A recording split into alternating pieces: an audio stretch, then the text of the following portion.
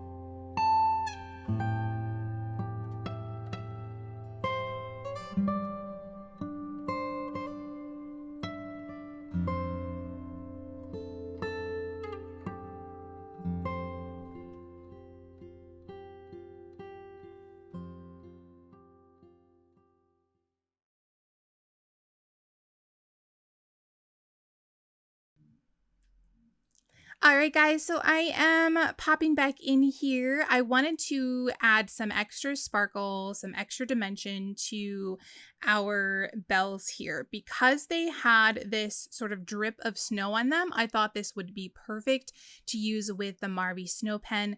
Now you'll see there I've got a brand new pen, which was completely full and it sort of blobbed everywhere. That's okay. It's easy to wipe away. This is not permanent until you heat set it and you use the same heat set tool that you would for your embossing powder.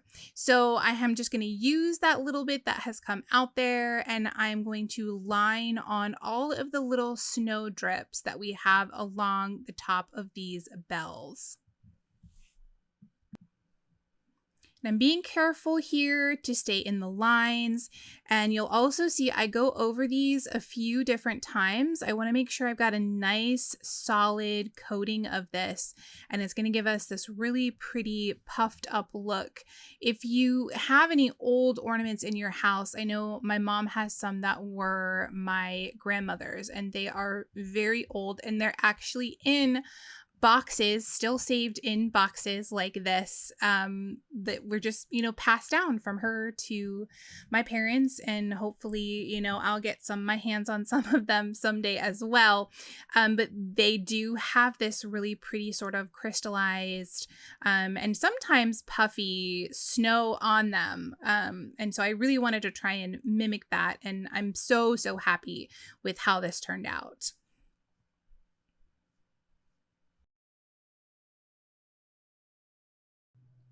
All right, so now that we have our little snow caps in place, I'm going to bring out my heat tool and I'm going to hold these with my tweezers because that gets awfully hot. I don't want to burn my fingers, but I'm just going to touch this as close as I can to get that to puff up there. You don't want to go too close for too long because you can actually turn that brown. It will burn if you get too close. But if that happens, never fear. You can add a little bit more on top of that and just hit it with your heat gun again, and it will go back to that snow white color. It'll cover itself. So I'm going to take you through just a couple of these here so you can get the idea. It's like magic. I love watching this. This is one of my favorite things to use for Christmas cards. I just love the texture. It's just such a cool puffy texture to add to cards, ephemera, whatever you're making.